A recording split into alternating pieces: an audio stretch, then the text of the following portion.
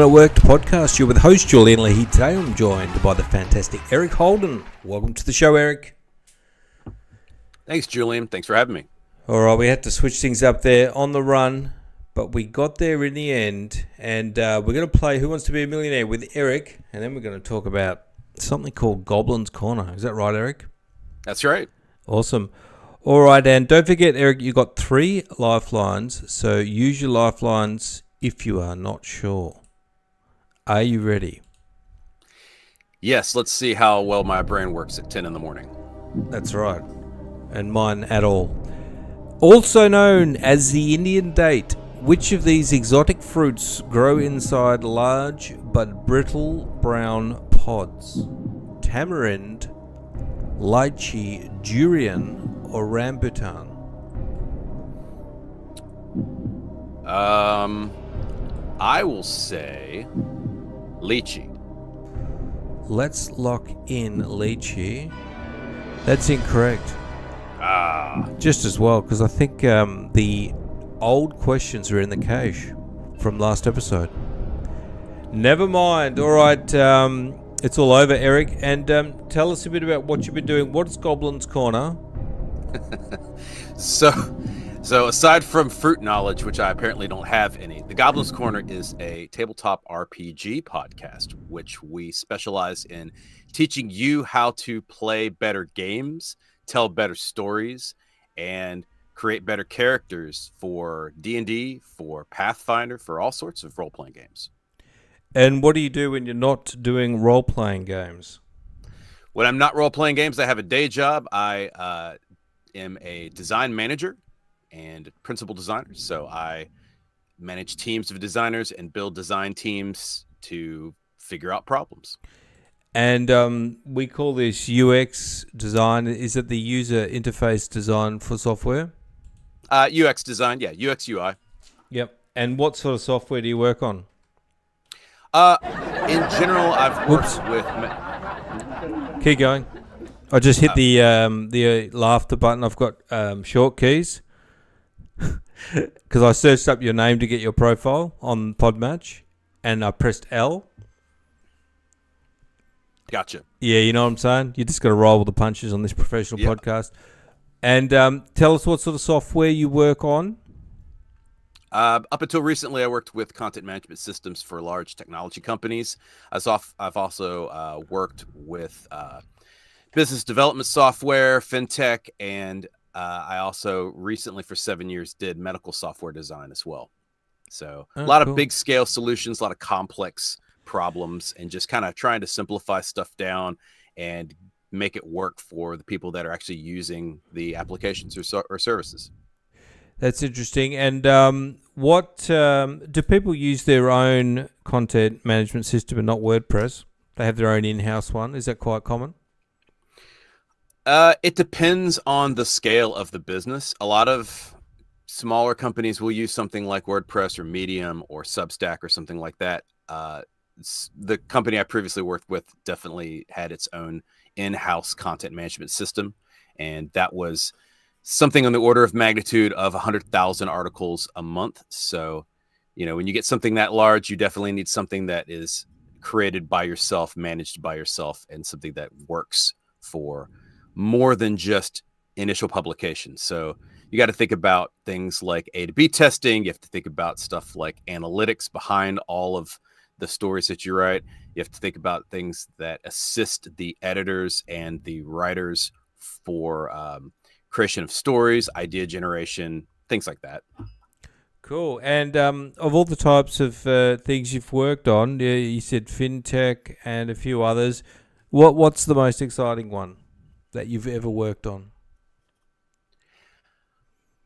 That's a good question. It really depends on the challenges involved in design. The cool thing about what I do for a living is I get presented with an outrageous scenario, and then as a designer, I get to build a team around that and try to solve that problem. So each problem is different, in my opinion.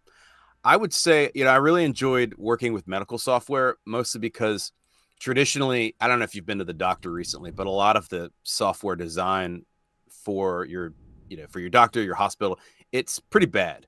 And I was able to improve a lot of the workflows, redesign a lot of the UI, make it easier for people to use. And there's a lot of different environments behind that. So, for example, and I'll just use this. So when you go to the emergency room, there's lights blaring, people are in pain. There's a lot of stuff going on, right? Whereas if you are in the part of the hospital where, I don't know, the premature ward is, it's very quiet. The colors are muted, the lights are dim. And so the interface, the environment behind those two is vastly different. And so as a designer, you have to think, this is the same software they're using for intake, for patient, for soap menus and such like that. You've got to design it in a way that it's themed according to the environment that you're dealing with. And so I really found that a really interesting challenge, because hospitals especially have many different aspects to their patient care. And I got to essentially make different styles according to what job the user was presented with. Awesome, yeah, and just improving the experience for everyone using the software. Absolutely. And tell us about your fun project, which is so now what is MMP? What are they called? MMP ORGs. Oh, so those are those are massively multi on play. Yeah. Is this the type of thing you're into? No, so think more like Dungeons and Dragons. Okay, Dungeons and Dragons. Gotcha. Okay, yeah. gotcha. So what we do is Dungeons and Dragons. For those who haven't played tabletop games, by the way, D&D is probably the one you've most likely heard of. But a tabletop game is essentially just storytelling, just like when you were a kid, right? Playing pretend with your friends with a little bit of rules. And so what we do is we teach people how to tell stories with your friends or with people you don't know, right? Make some brand new friends, and how to world build, right? How to set up your own make-believe world or run a world that someone else has written, how to play really good characters, right? How to kind of get in it. I have over 20 years of experience in improv. So I've been doing improv for a long time, yes-anding the hell out of my life for the last 2 decades. And so my co-host Matt also has come from the world of acting. We kind of teach people, hey, how do you get in? How do you have fun playing these games? How to tell really cool stories and just engage with your players. Do something that maybe isn't so passive, like watch TV. And so each week we tackle something different, right? So it might be just making characters. It might be, all right, you've got our latest episode just came out last week was aquatic dungeons, right? So you're in a dungeon and it suddenly fills with water. How do you make this engaging and interesting with your characters? And so it's a lot of fun to kind of get into. It's so what I honestly don't know enough about it, but just say that example of aquatic dungeons. So if you're playing the game, and are you just coming up with scenarios for fun to be creative, or are these scenarios that can happen while playing that you need to know how to deal with? A little bit of both, actually. So to use that as an example, when you're playing a game, there's usually certain I like to call it like tropes, right? That you go. So everyone's seen like the fantasy Indiana Jones, right? When Indiana Jones goes in and he's presented with the gold statue, right? So that's a typical dungeon, right? There's all kinds of traps. He has to jump across that pit. Those are typical like tropes for a fantasy dungeon. What happens when your players are, I don't know, they find some kind of ruins when you're playing your game? How would you set that up? How would you build that dungeon, right? So we give them a couple of different ideas for, in this case, an aquatic dungeon, right? So a dungeon that's underwater. Well, you got to figure out a way to breathe. That's definitely the first thing. Another thing to consider is there magic in there if you're playing a fantasy game? If you're playing a more realistic campaign, then you got to figure out, all right, it's going to be cold. There's water pressure. There's all kinds of stuff that you have to take into consideration. And so we went over a lot of those factors about the environment. There might be sharks with freaking laser beams.